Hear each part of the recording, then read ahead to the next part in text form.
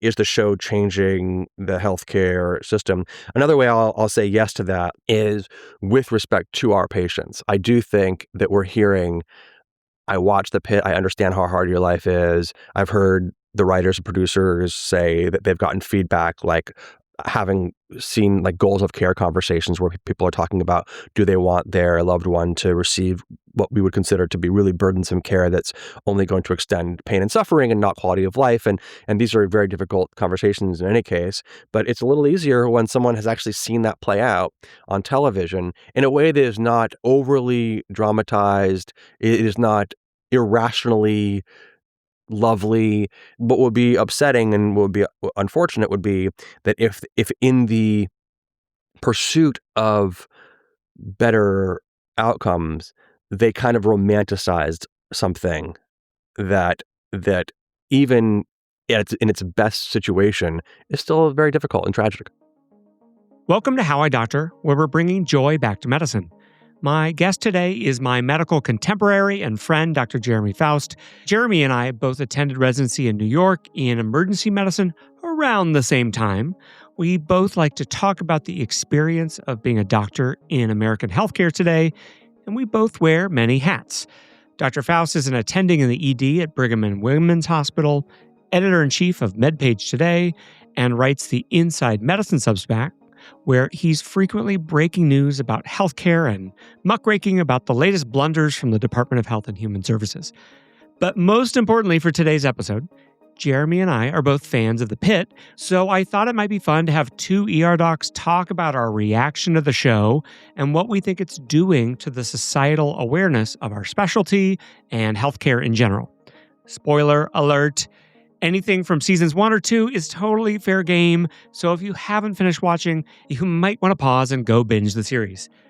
We'll be back with Jeremy after a quick word from our sponsors. Before we jump into the episode, I want to thank our sponsor, Evidently.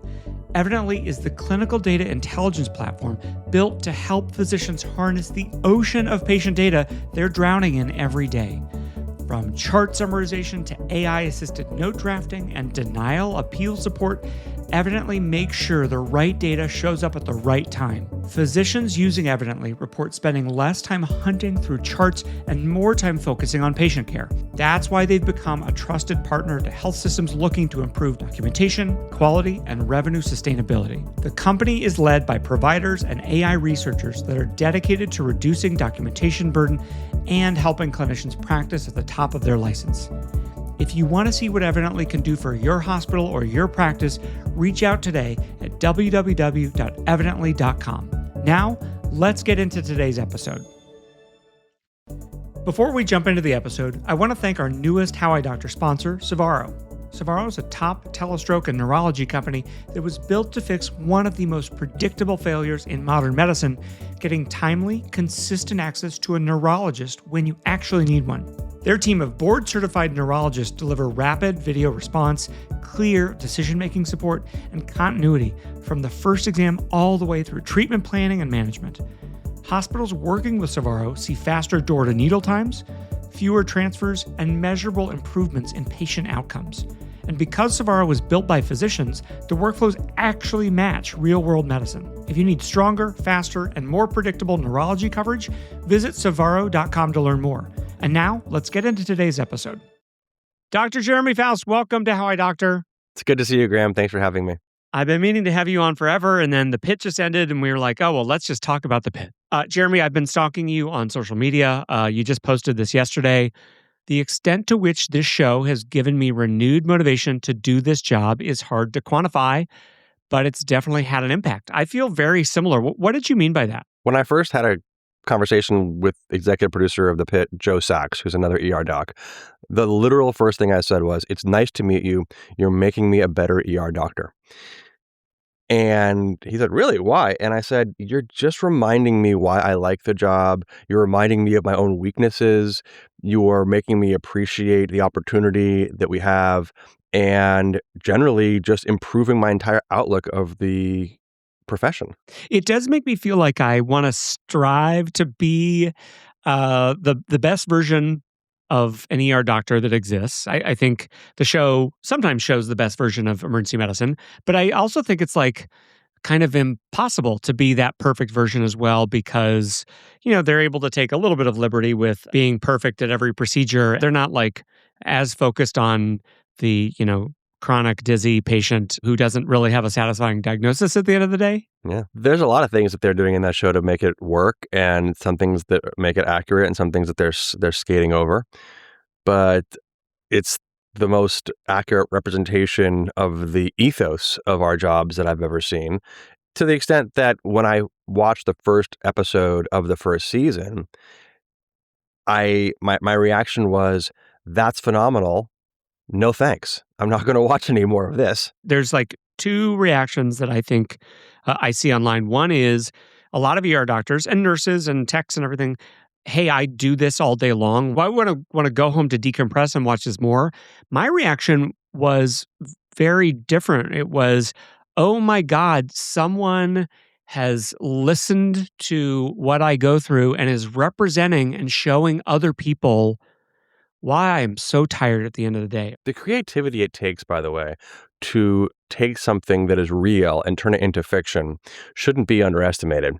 If you told me, "Hey, Jeremy, we'd like you to be the creative mind behind the Pitt and be the showrunner and try to make the Pitt as accurate of a representation of the facts of emergency medicine, the ethos, the experience," it would be very difficult for me to achieve this. They find things that I'm like, "Oh yeah, I never would have thought of that. That is absolutely true. Of course." And it's little things like you're in a room where an old person is dying, but it's actually a room that is often a pediatric room. And so it's got like paintings of teddy bears on the wall. And you're like, "Oh yeah, that is a thing." Um, or just, or just like the way the nurses talk to each other. Like I immediately, when I saw these two nurses, Perla Perla, and yeah, Princess, yeah.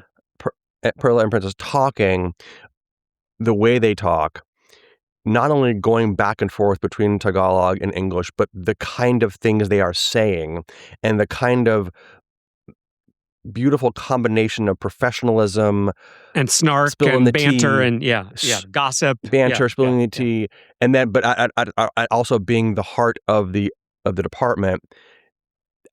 I was like, that is absolutely so true, and it would not have been easy for me to have thought of that. And so, it's more than just being seen. I almost feel like they did a they I feel like they investigated us and are showing us something like, this is your life in a way that you couldn't even have fully done without them. Yeah. I totally see that.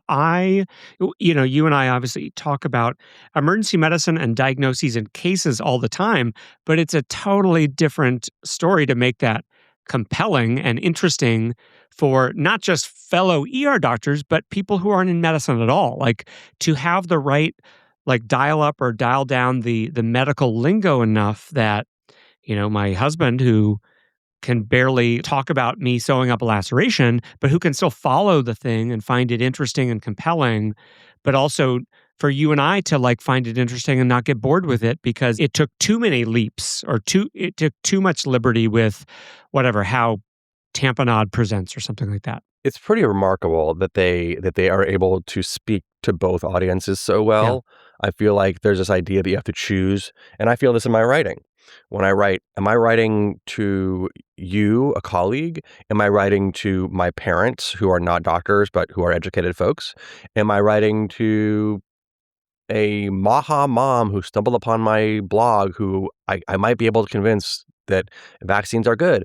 I have to decide. And the Pit is doing this incredible job of threading this needle or knowing where it's okay to leave some of those people out or say this little section has a very small audience. That's fine. That'll work. Saying, look, you don't have to really know the satisfying details for you and me of how it was that Robbie sort of took over this necrotizing fasciitis case that they had this season and how beautifully that was sort of presented.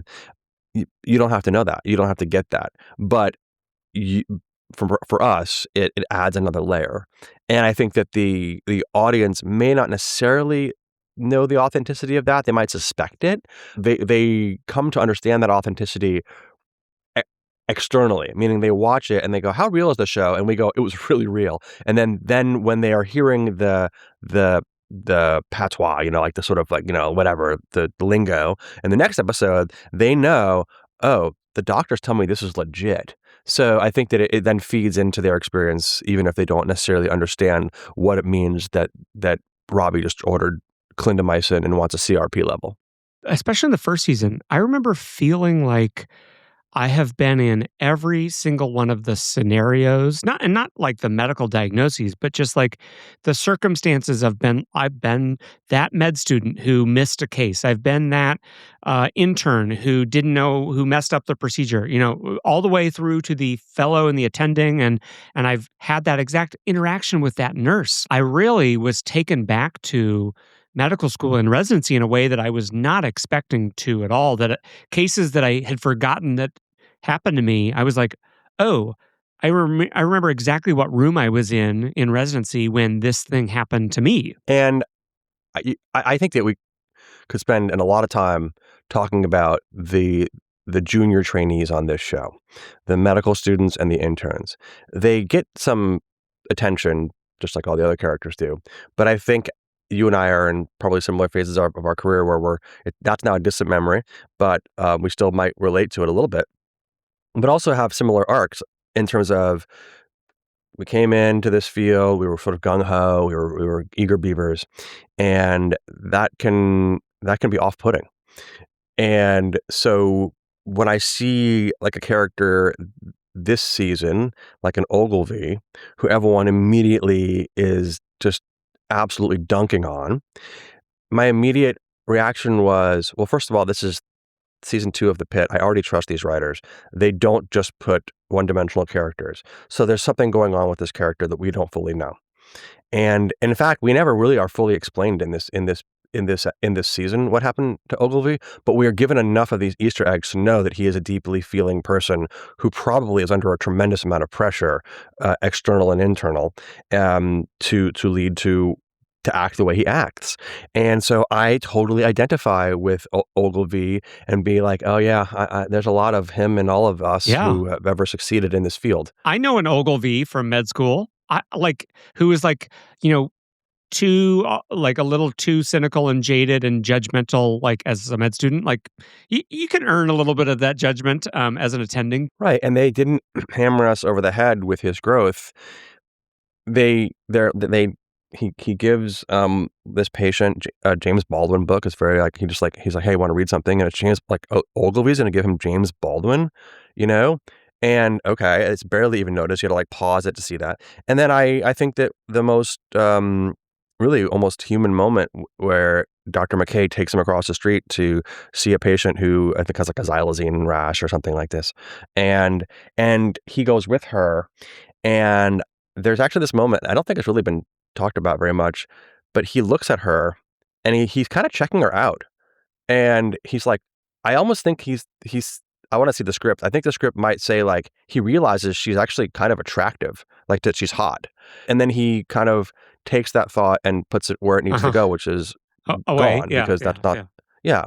And he gets back to it. But the point of that is not that he is a jerk. The point of it is that he, for the first time, sees someone with a substance use disorder as someone who's human and who he might otherwise have been interested in or might see as a peer. And I think that for people like Ogilvy, who are probably like, they probably, as they call it, dial toll free on every section of the SAT, getting 800s. And he probably, aced his MCATs and got great scores, and he knows the answer to every question, and he's kicking ass in med school. There is that archetype of someone who then is, as you said, Graham, kind of judgmental of others, hasn't lived a tough life, doesn't know what it's like to struggle, and therefore doesn't connect. But is he able to? Actually, of course he's able to, because he's a human being. So he read James Baldwin and he understood that like some people in this country had discrimination and he wasn't one of them. And then he went across the street and saw this woman and goes, actually, she's kind of attractive. These characters are that's what makes them so real, is that they are nuanced and they are layered. A quick word about today's sponsor, Evidently.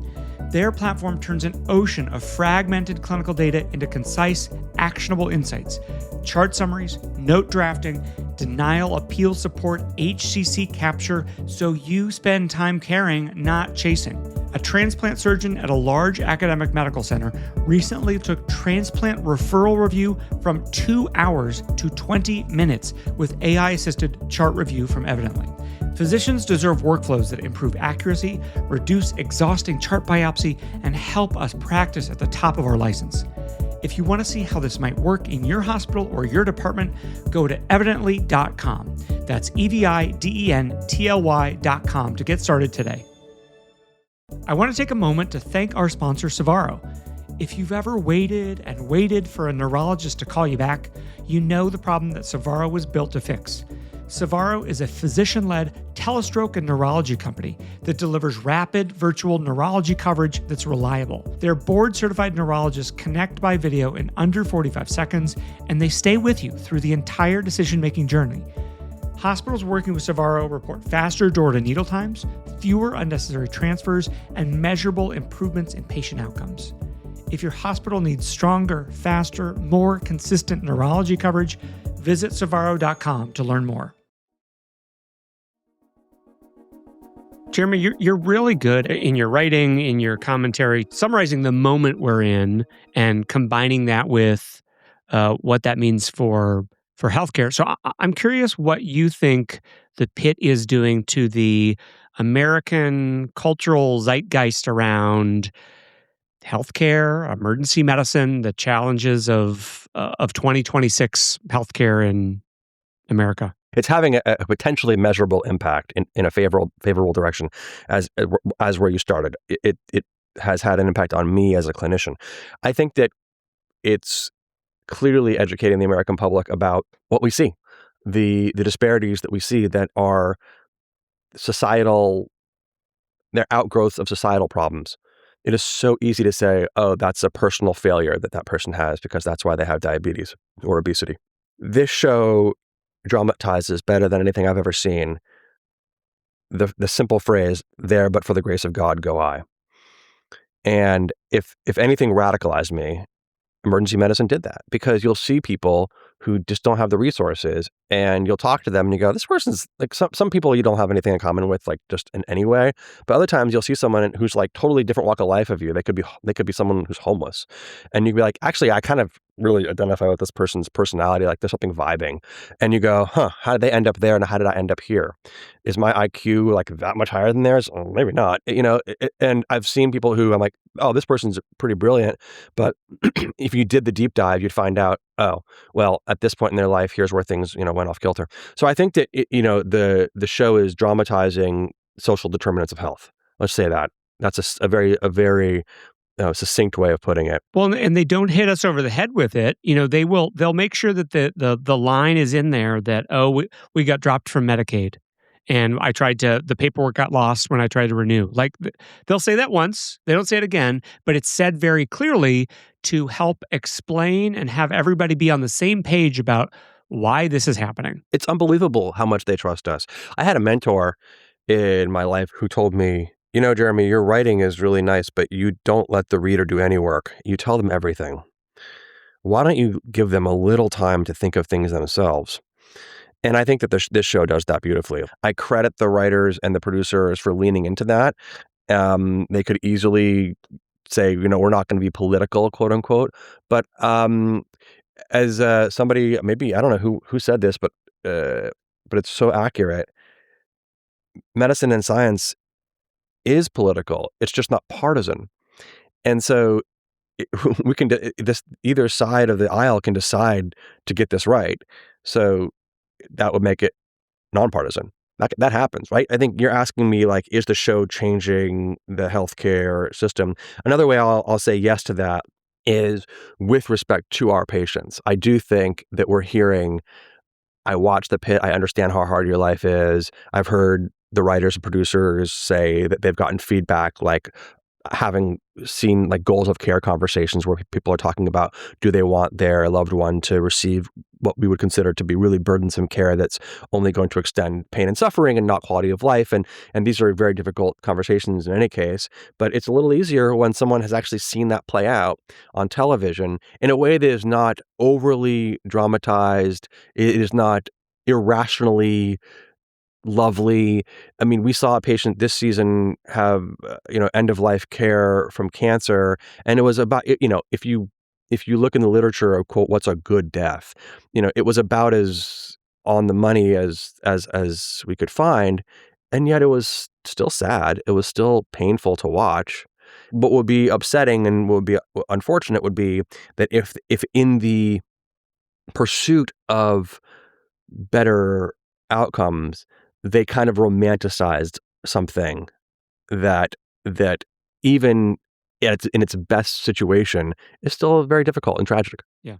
I think they let the viewer sit with things, and sometimes they kind of force the viewer to sit with things in a way that, if you have an elderly parent who is ill, maybe it is too much to think about what their death or their eventual mortality looks like, but you could see what that scenario is like to the adult children on the pit, and you also see what Dr. Robbie is trying to figure out. What's the right thing to do for this person? How can I respect this person and respect their life, but also like deal with a scenario where there is not a right answer. This is a dilemma. This is a terrible thing that happens to all of us, and there's not a solution. There's not a fix to every problem in medicine as well. Yeah. Something you said sort of triggered me, in a good way, I guess, or whatever, which is that this show allows us to process things, us as ER, emergency clinicians, physicians, in a way that we don't always do.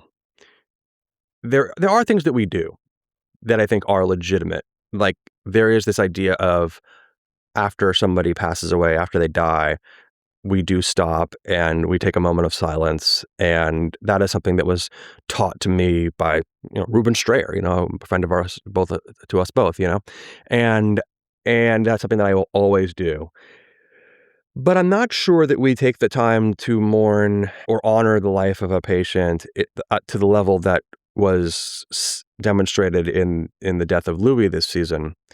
And I have to say, when I watched that episode, it it hit very, very hard because that scene basically m- allowed me to mourn a lot of patients all at once through Louis. And I wasn't okay because Louis w- was someone who they they took a little further than reality in terms of like Robbie knew a little more about Louis' backstory than is actually realistic. So it's wonderful that he did, but that he did know where the forks in the road were for that character and what had happened to Louis and what explained his alcohol use disorder. And it made me wish that I had done that for some of my patients. And so I felt guilt for not doing that. This show can be a way for us to grieve that we don't always allow ourselves. And so it's really powerful. Yeah. I remember, I want to say, I think in the first season, oh, in the first season, maybe in like episode 2 or 1, like, Whitaker actually calls something gallstones and the guy codes and dies of a heart attack. I mean, I remember like just breaking down, just grieving for Whitaker because I was kind of grieving for myself that I went through that and I didn't give the younger version of myself a chance to realize what I just kind of went through. And then like I have a I could tell you a list of 5 or 10 Louis throughout my career as an ER doctor who I know a little bit about them. I've seen them hundreds of times. Some get sober and are alive, and sometimes I see them from an ankle sprain in the ER, and I'm like, "Oh my god, wow, what an incredible transformation. I'm so proud of you." And others have died, and I didn't get a chance to understand them or see them in a more three-dimensional, four-dimensional way. This show does take that camera lens and turn it on ourselves in such a powerful way so that we understand the struggles that each of us and our colleagues may be going through. What are the struggles of our own profession? And so there's the obvious ones, right? We start in the whole series starts with Abbott on the roof, having suicidal thoughts. And this season, of course, ends with Robbie becoming increasingly suicidal.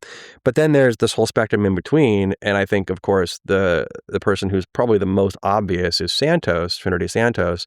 And I am a huge Trinity Santos stan. Like, I will go to the mat for Trinity Santos. And she's the one that everyone loves to dunk on also. But we know that she is troubled and that she has been through things. And we know that she's causing self-harm. And we know that her cynicism is absolutely a defense mechanism.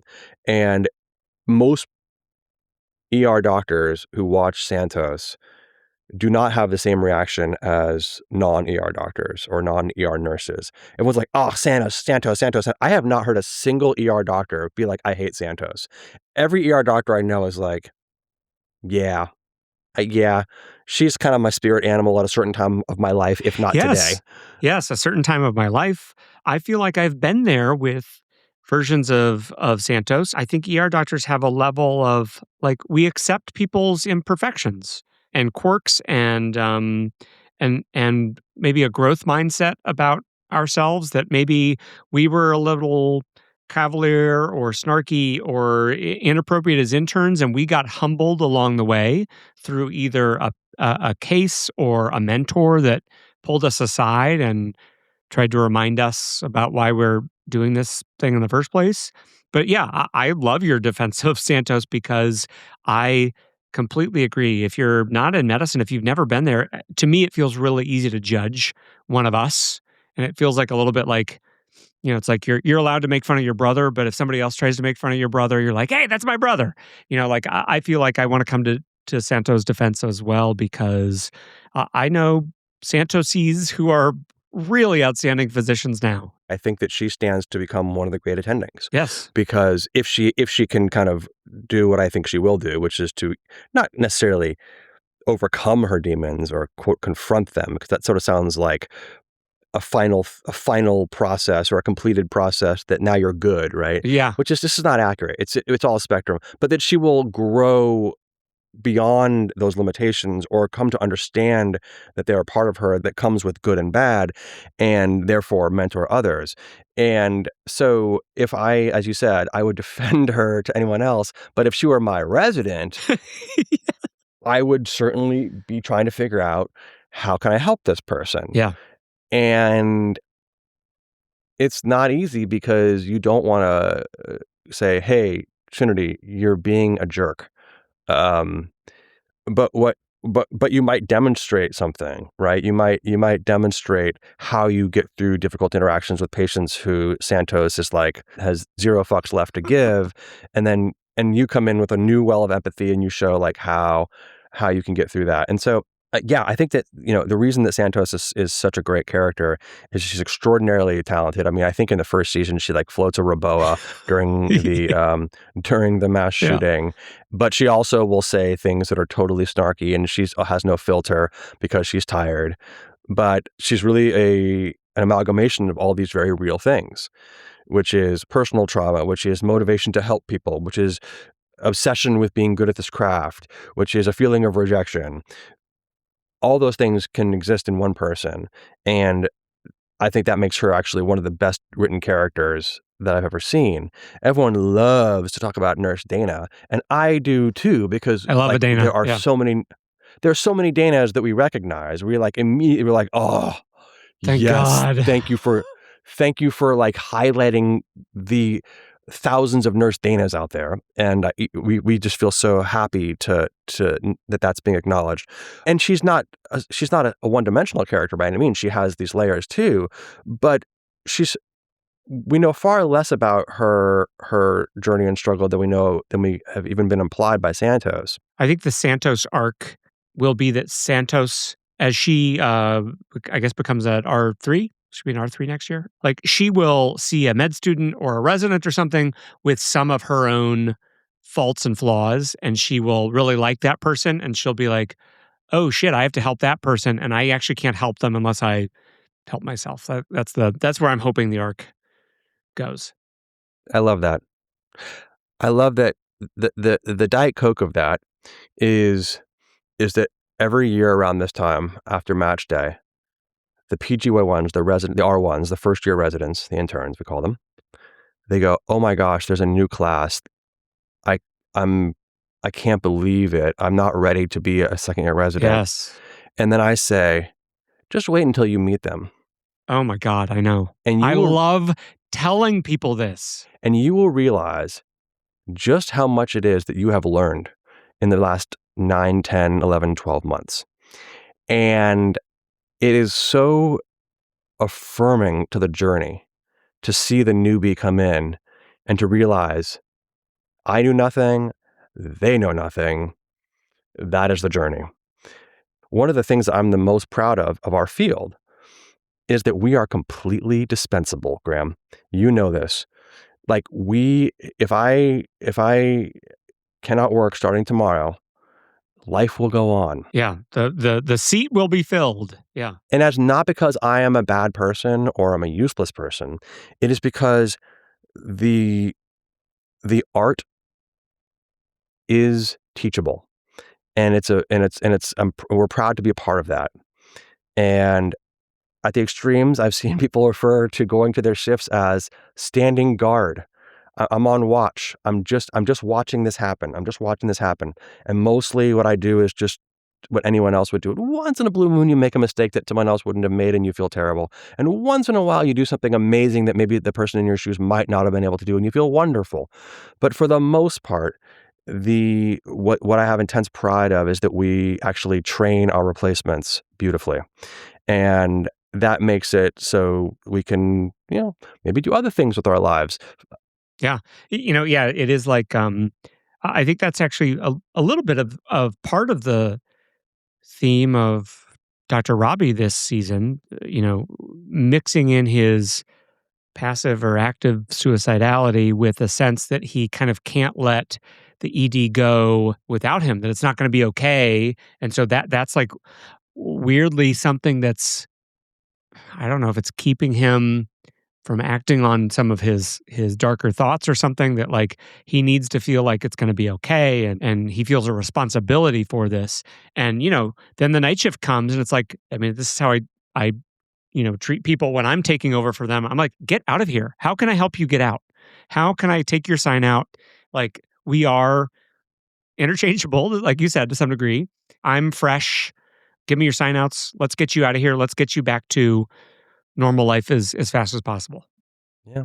I think it's really important we take care of each other. And one of the reasons that I think, for example, the duty hours thing persists, I talk about this a lot, is that some neurosurgeon worked 100 hours a week in the 1980s to become a great neurosurgeon. And therefore, they believe that if they had not done that work, they could not have become a great neurosurgeon. And if the ground truth is that that's not true, they could have become a great neurosurgeon on 60 or 70 hours a week, or maybe had a half year longer residency, but not had as crazy cases. But if they don't believe that that sacrifice meant something, that it is too much. It's too much to even contemplate what you sacrificed for that to have been. So, and therefore, you perpetuate it and you say, well, I had to do it because if I hadn't, I wouldn't have been a good surgeon. And if it was not even necessary, why did I do that? That's so tragic. And so therefore, I'm going to push it on to the next generation rather than realize the cycle. This is the medical specialty version of men will do anything instead of going to therapy, right? Like men will do da-da-da-da instead of just going to therapy. Like doctors will make their trainees feel as miserable as they did just to justify their own trauma. Yes. And so we saw this a little bit with some of the specialties coming down to the ED. And I will just say there's an article in MedPage today by an orthopedics specialist who said, we are not all we are not all like Dr. Shark and defending Dr. Shark. And as editor-in-chief of MedPage, I'm really more like chief medical consultant, but I do have the ability. I can't greenlight anything. This is just a public service announcement, but I will admit I can kill pieces, and I rarely do. I rarely do it. I did not kill this piece because I thought it was a reasonable thing for a person to say. And yet I didn't 100% agree with it. The person's like, we are not all like this. I'm like, yeah, but a lot of you Yeah. are. Just so you're clear, I want you to see this show the way I see this show, which is pointing out my flaws. Like Robbie, he is not perfect. He makes mistakes. The way he treated Mohan this season was not optimal. Was unacceptable. Yeah. And so I like this, that like, I don't want to be, okay. Another thing that people say is that this show is like Star Trek, The Next Generation. And that it's like, and what do they mean by that? And I know what they mean by that. They mean that it's a show that is at core a team effort. We're a team working together. And I feel like the same thing is true in the ED. And occasionally I'll sort of sit back in my chair and pretend that I'm Captain Picard on the Enterprise, and I'll say, make it so, or whatever. But Picard, like, if we're going to go deep on this, it was almost never wrong. It was very father knows best. And what I admire about this show is that Robbie will fuck up. Oh yeah, Robbie is a imperfect person. Yeah, for sure. Can we talk about two cases? The neck fash case we talked about, and then the other case was the resuscitative hysterotomy, or perimotum C-section last. I thought those two cases were incredibly important in terms of Robbie's development as a character. So the neck fash case was him coming down hard on Langdon, even though Langdon did nothing wrong. He absolutely handled that. It was a bounce back, and that was an acceptable bounce back, and it sucks. But Robbie was unfair towards Langdon, even though Langdon handled that case completely the way we all would have. Then later on, he and Abbott and Cruz and everyone else, they do that amazing resus of the mom with eclampsia and the wild birth and the hysterotomy and the crash C-section there in the ED. And it goes like extremely well. They save both lives. And it's like, that's not enough for you, dude? And the answer is correct. It's not enough. And so I just like that again, like the show does a really good job of shining a light on like our imperfections and realizing, like, are we burned out? Are we acting a certain kind of way? The last thing I'll say about this is the term burnout is also kind of loaded. And if you read the literature, like how burned out ER doctors are and clinicians, but then if you read what is burnout, like what's the definition of burnout? Well, one of the things is that we quote unquote distance ourselves from our patients. Like we don't like there's like some degree of like dehumanization is the term. Depersonalization. Yeah. And I'm always like, you know what? That's good sometimes. Because if I humanize every single moment of my career, I would be a very deeply feeling, empathetic doctor for about 2 years, and then I would quit.